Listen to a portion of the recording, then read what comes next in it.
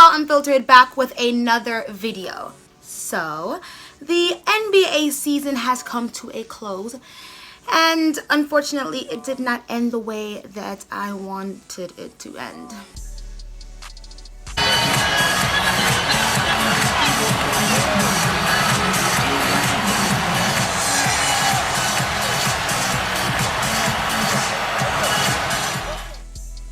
All jokes aside, I do want to congratulate the Golden State Warriors. They were clearly the better team. So, with all my bias to the side and all my hate put under subjection, I do want to say congratulations to them. Amidst, all the drama, they definitely came and they balled. So, good for them.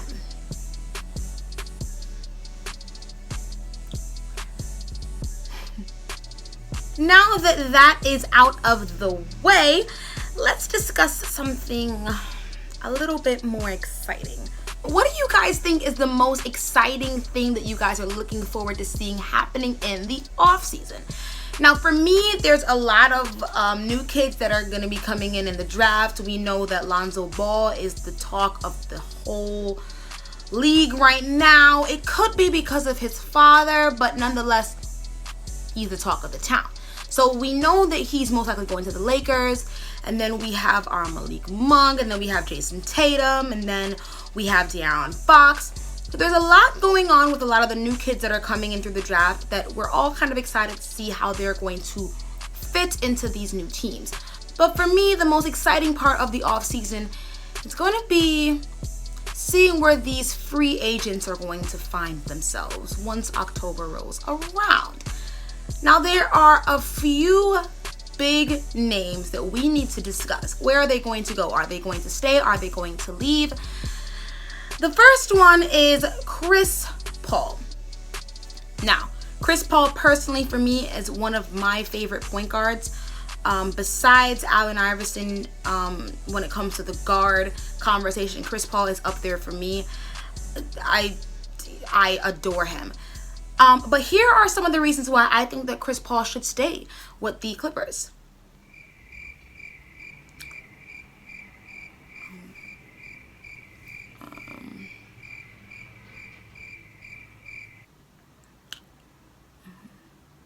Yeah, none. I can't think of any. There's not one reason why I believe that he should stay. I think that at some point when you realize that something is not working, it's time for you to let it go, blow it up, and move on.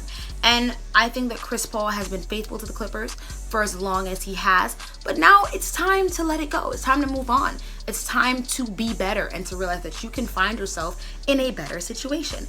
I think that it's time that he leaves the Clippers. It's time to blow that whole thing up, Doc. Let it go. It's not working. It's just not working. I feel like the perfect fit for him would be the San Antonio Spurs. I did have moments of thinking that he could fit into the whole Pelicans situation that's going on over there with those Twin Towers.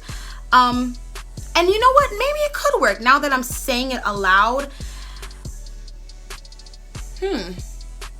No, the Spurs. I definitely want to see him on the Spurs. Chris Paul is so smart and he's so intelligent as a guard. And a lot of people are saying, well, you know what, Chris Paul, this is a new league and the guards are doing things a little bit differently. And I agree, but I feel like when it comes to Chris Paul, he is a huge fundamentalist, and you can't get a better fundamental team than the Spurs. And I think that he would fit perfectly there. He has to go there. He has to leave first and foremost.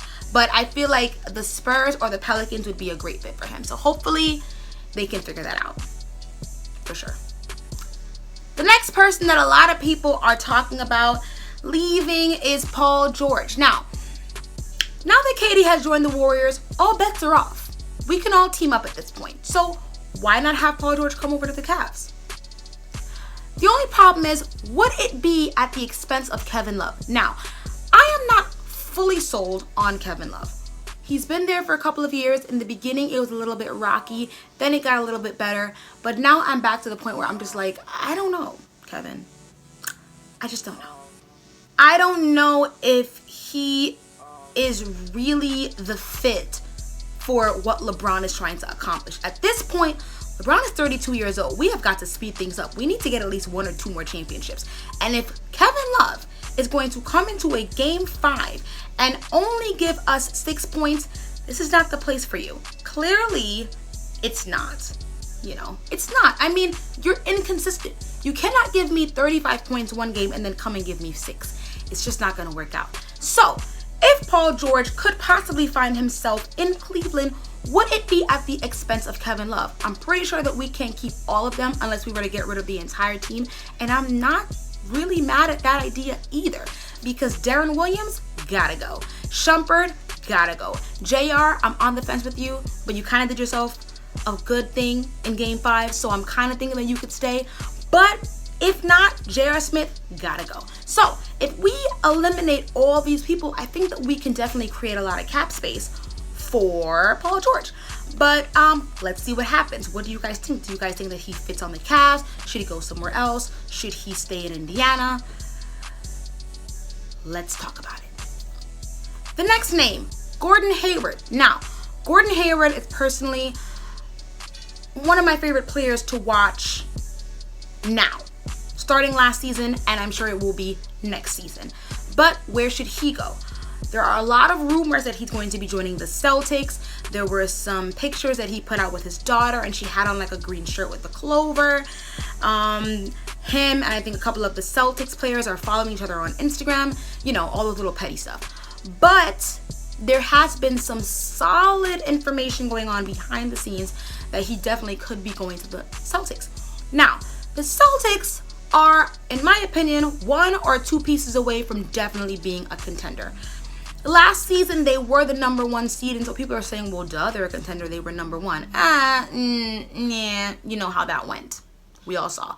So, as long as LeBron James is living and breathing in the East, it is not as much up for grabs as people would think, but I do think that Gordon Hayward joining the Celtics would definitely make them even better than what they are now. He's definitely very good on both ends of the floor, and I feel like he's only getting better season by season. Do I think that he fits into the Celtics' grand scheme of things? I do think so. When you look at Isaiah Thomas, very, very ball dominant, and of course he's definitely the best on that team, but he's also very small. And so you need someone else that's going to be able to help him out a little bit. And can Gordon Hayward produce that? I do believe so. So I would like to see him on the Celtics. I think I kind of like that idea. Yeah, I don't know. But yeah, I think I like that idea. It's cool for me. Going back to the Clippers, Chris Paul definitely have to leave. But should they send away Blake? Should they send away DeAndre?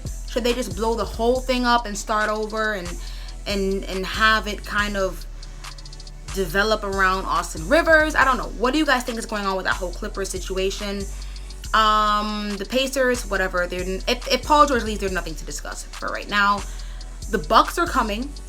Giannis is the future, in my opinion. He's definitely the future. Like, I'm excited to see how well this kid is going to mature and grow.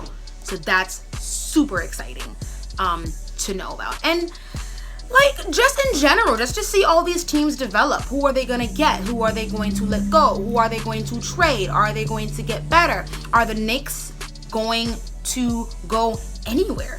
I'm at the point right now where I am not so much of a Knicks hater as you guys think I am. Am I disgusted with them? Yes. Am I embarrassed that they're in the city that I live? Yes.